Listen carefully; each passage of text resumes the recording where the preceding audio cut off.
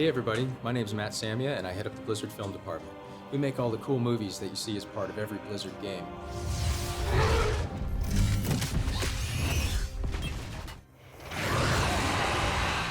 We're basically an all-CG animation studio, just like the folks that make any of your favorite movies.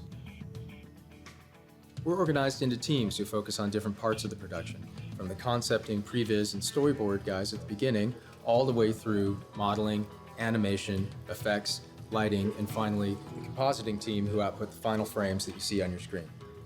STAR2 was one of the most challenging projects we worked on this far and also one of the most rewarding.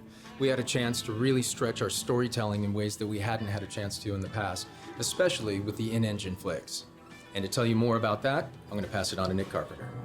Hey, I'm Nick Carpenter and I am the Executive Art Director for Blizzard Entertainment, and today I'm going to be giving you guys an inside look at our real-time cinematic creation process. So one of the things that we were really excited to do on this project were to take these pre-rendered assets and get them into the real-time environment. And it allowed us to tell stories in a way we just hadn't been able to do before. These assets are extremely large and really hard to deal with. And in the real-time environment, we were able to create these cinematics that lasted much longer, and we were able to explore stories from a different angle and really dig out these situations. We were able to take these super high-res maps and meshes and extract that information and get it into the real-time environment. When we actually started seeing this stuff being rendered in real time, we were super excited. So that pretty much wraps it up for me. I'm going to pass it over to Jeff Chamberlain, who's going to walk you guys through the cinematic creation process. Hello, I'm Jeff Chamberlain. I'm the cinematic project lead for Starcraft 2. Making the Starcraft 2 cinematics was an awesome experience. It allowed us to tell the game's story in the traditional Blizzard cinematics way.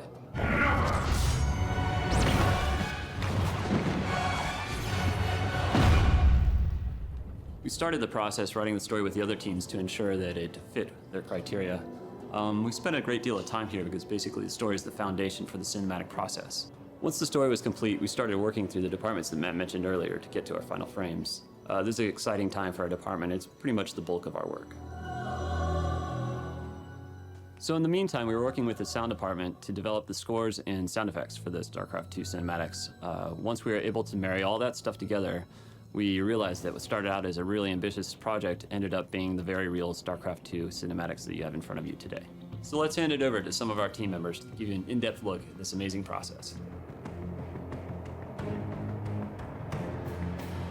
My goal is to help the directors to visualize the asset in 3D as fast as we can, so then we cut all the back and forth between concept and modeling. One of the great examples of a character that has a really good and detailed displacement work is Kerrigan.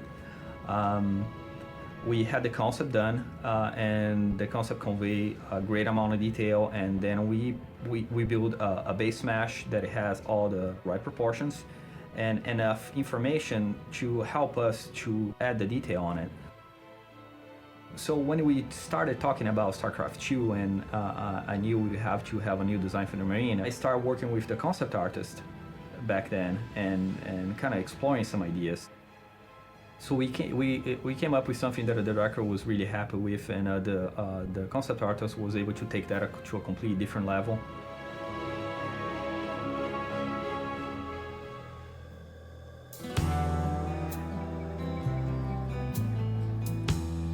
So 3D pre-production, or the previs process, is the basics of creating the film for the first time in 3D.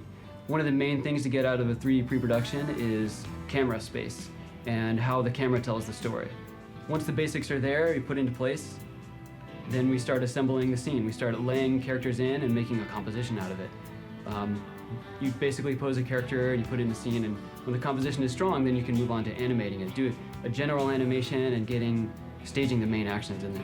We'll start gathering reference. We'll even grab a camera and start filming ourselves in the parking lot or in our desks or wherever we can, and start planning the animation that way. Film reference is something we use a lot, and it helps us get through a lot of ideas and see what looks good on camera, what doesn't.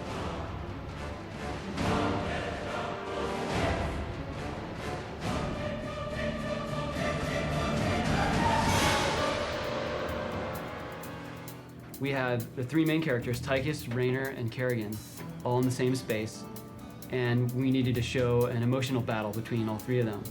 We needed to show Raynor's longing for Kerrigan over all this time, and the finality of actually getting what he wanted. And we also needed to show the double cross between Tychus and Raynor. And we had to do this in these large metal suits. And so what we really relied on was these close, intimate shots of the facial expression.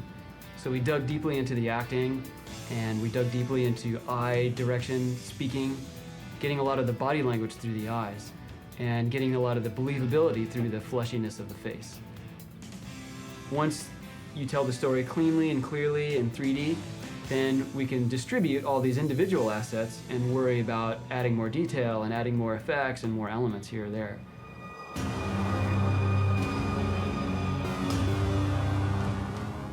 Rigging is the process of hooking up controls to our characters that allow the animators to move them through the scene.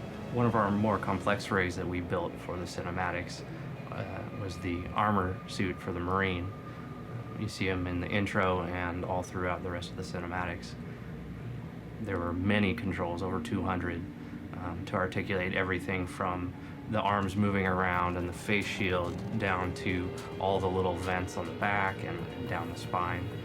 So that presented a unique and difficult challenge for us to keep that whole thing together and rigid and still able to act, still able to give the performance that the animator was looking for. So we have the simulation process, and that's the process of deforming a character using a simulator.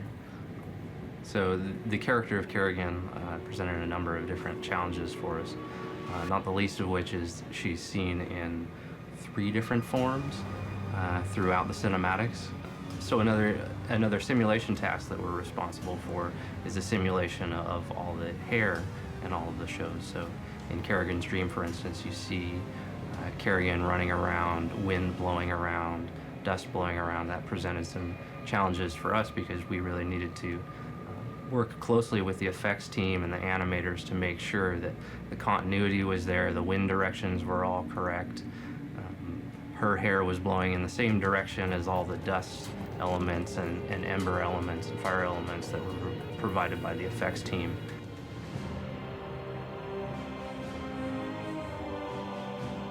When you're lighting a sequence, about half the equation is the lights and the other half is the shaders and how the surfaces react to the lights. As the shaders are being developed, the artist is looking at real-world samples of different materials and trying to mimic that in CG and how shiny the object is, how reflective it is, what coloration it has, just how it takes light in every way. So there was a lot of effects elements that we knew we had to create that we didn't know exactly what they needed to look like. We had an idea. You can kind of imagine what low-lying fog would look like, for example, but without actually seeing it in action, you don't get the nuances that sell it as being realistic. So one of the things that we did was we rented out a studio and we went and we shot practical effects basically. We shot, for example, dry ice pouring out of buckets and falling over the floor, and looked at it from many different camera angles to try to see what happens when it interacts with objects and moves around the objects. It was pretty fun. We got to do lots of things with like air cannons shooting through the ice to see what would happen when a character would walk through a foggy ground and how it would swirl around his feet. We also shot reference for doing dust, like heavy blowing dust in the air, where we took bags of flour and shook them in front of a fan and watched it go through the air. That was great fun.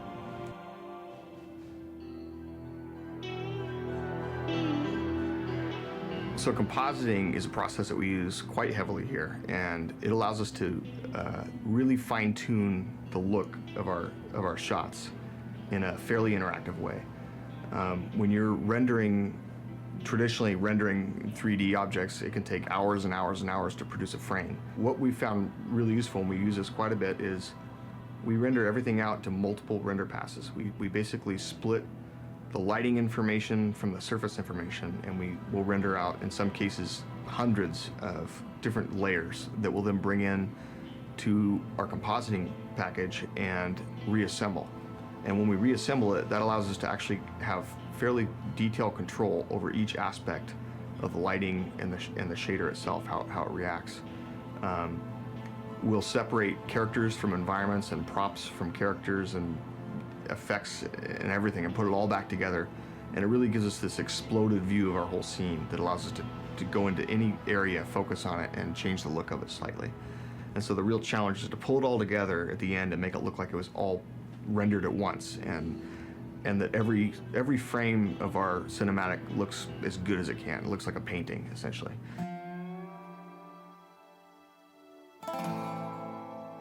So story mode is basically the single-player campaign of StarCraft 2, and cinematics part of it is to basically tell the story through story mode in the game. So what I am going to show you here is basically an overview of one of the characters in the game, Jim Raynor, and it takes place in Marsarabar, which is the start of the game, and that's where we first introduced Jim Raynor to you, which is 4 years after the original StarCraft. Over here we can go over to basically a general model of Jim Raynor, which is basically just modeled, and we usually start off with a concept art for Jim Raynor, and then through that build a model and then go on to texturing. He is pretty much finished the model of everything we have, and after we apply all the UVs and do all the cool stuff for that, we also finish the texturing on Jim Raynor and put him straight into the game. Here Jim Raynor is in the game, fully lit and textured already. We make all of our own assets. We don't actually reuse game assets. We looked at that very early on. It would have been great if we could have. The problem is all the game assets were designed to be viewed from this God view where you're looking down from anywhere from a couple of miles up. And so they're all designed to be looked at from that angle, which means colors have to be exaggerated. You can't have a lot of complex detail because it just turns into a noise when you're far away. Whereas we wanted to be really close to these characters. We wanted to be able to do close-up, tightly framed character shots, see the expressions on their face, see every detail. So for all of our assets, we started from scratch. We took their designs for the game assets, if we're going to be reusing the style of them or the actual unit, and we went in, we did new concepts to try to add a lot more detail, figure out what they would look at from different angles that you might never see them at in the game, and then sculpted them all out. So we had to come up with a lot of solutions to build a whole new pipeline. We had to figure out how can we work in individual shot files, get all of our characters in there, get them animating together, and then save out all that animation data, put it all back together later and get it into the game engine.